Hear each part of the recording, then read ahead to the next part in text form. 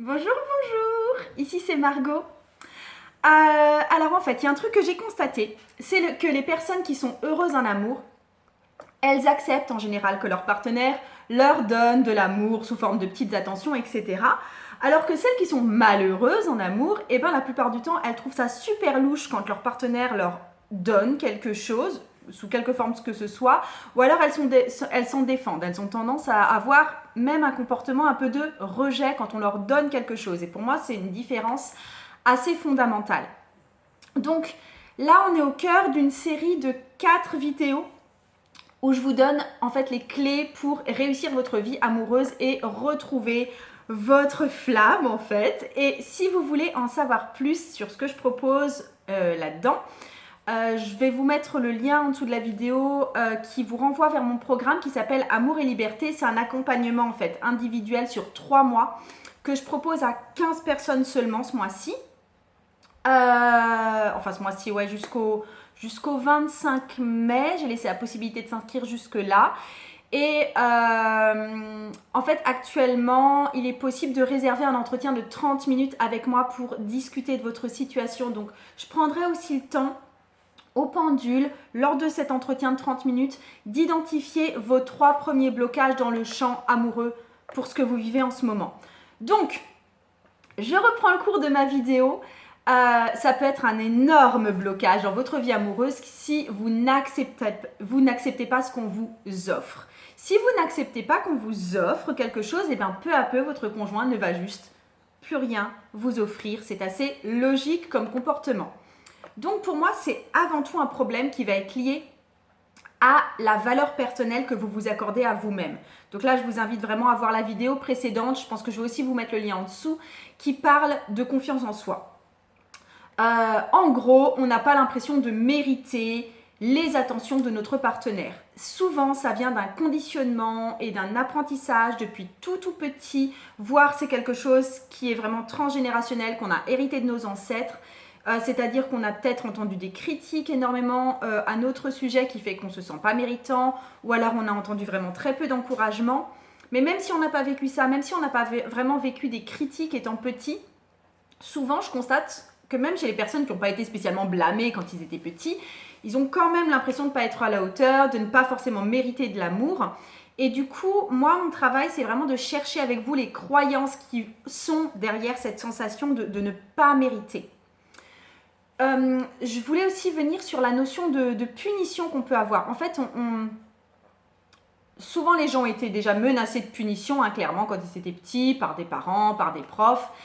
Et du coup, il y a cette idée que à partir du moment où vous allez faire quelque chose qui va pas être super chouette ou qui va être un peu raté, et ben vous allez devoir être puni.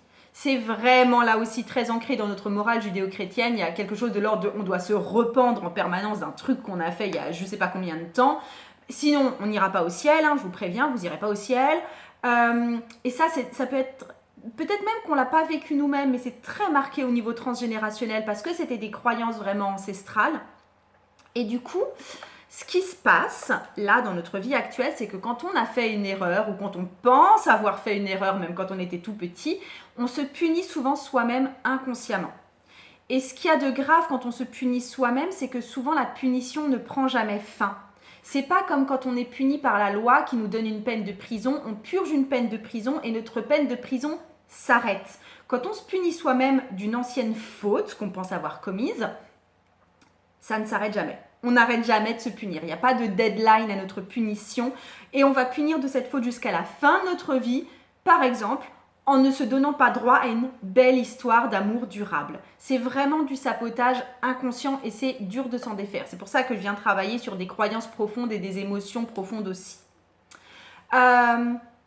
Autre chose que je voulais dire par rapport à ça, par rapport à cette sensation de ne pas mériter, etc., c'est que personne n'a dit que vous étiez indigne ou pas méritant ou pas à la hauteur. C'est marqué nulle part. C'est pas marqué sur votre carte d'identité. C'est pas marqué dans vos gènes.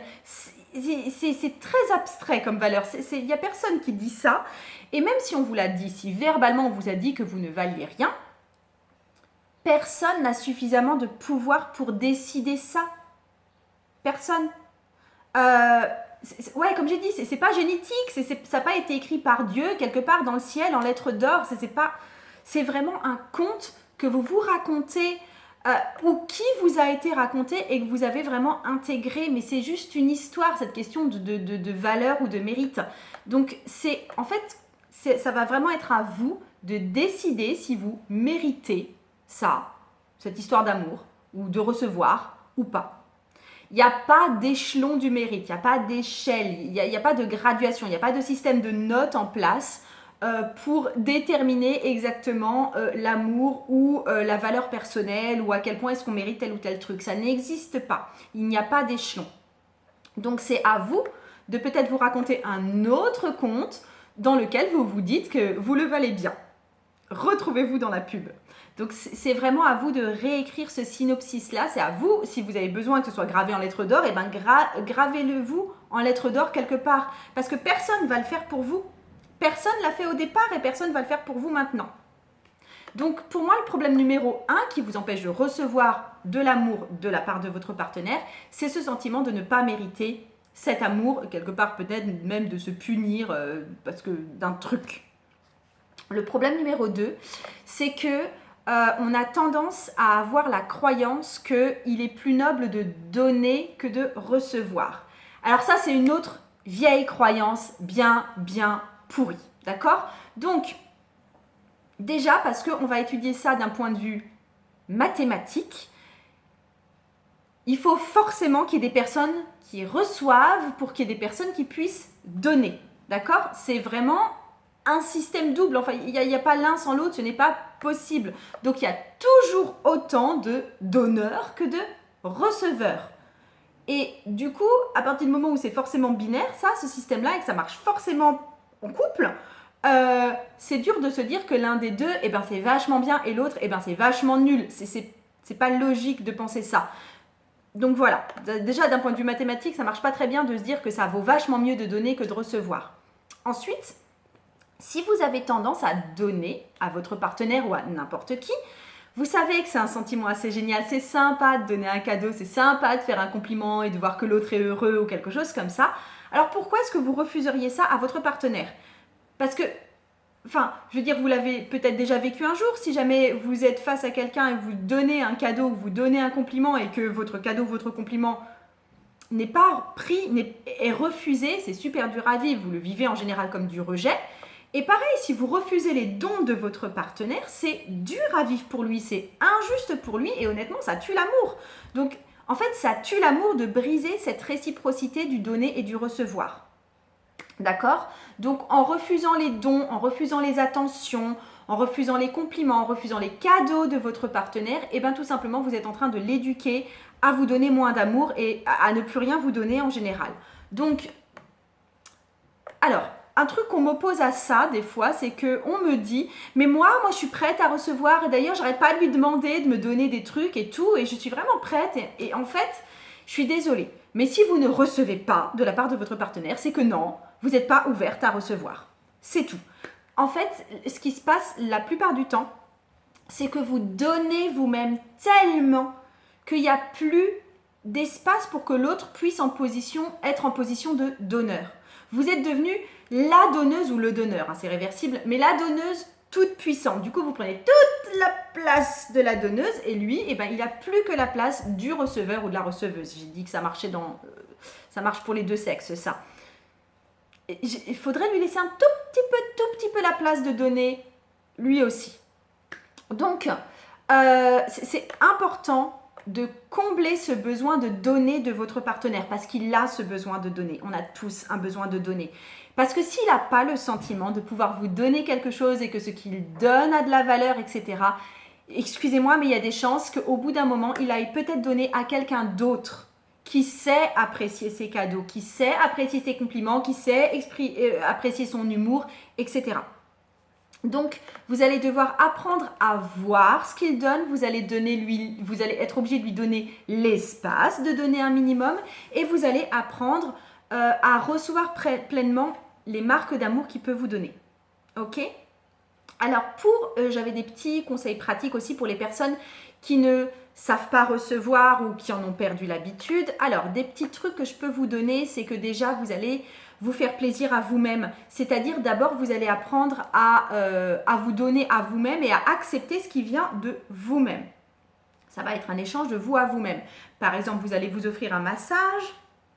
Par exemple, vous allez vous offrir des compliments. Vous allez vous dire que vous êtes belle. Ne soyez pas avare de compliments avec vous-même. Offrez-vous le plus beau cadeau. Offrez-vous du temps. Alors, il y a deux choses. Il y a offrir et le fait de recevoir. Donc, le fait d'offrir, ça va être le fait de se planifier du temps pour vous. Vous allez caler un créneau pour vous et accepter ce temps pour vous, c'est-à-dire que vous allez vraiment occuper ce créneau pour vous quand il est là. Vous n'allez pas faire genre non, en fait, je vais faire autre chose parce que là, vous n'êtes plus non plus dans la réception. Ensuite, deuxième élément sur lequel vous pouvez vraiment travailler, c'est quand votre partenaire vous donne précisément ce qui vous plaît, même un tout petit peu, vous allez lui montrer que ça vous plaît, vous allez lui montrer que vous êtes ouverte à ça. C'est-à-dire que vous allez montrer votre enthousiasme, vous allez montrer votre plaisir, vous allez lui faire des bisous, s'il vous plaît. Parce que vous allez lui faire passer clairement le message, je veux que tu me donnes encore plus de ça et je suis ouverte à recevoir ça.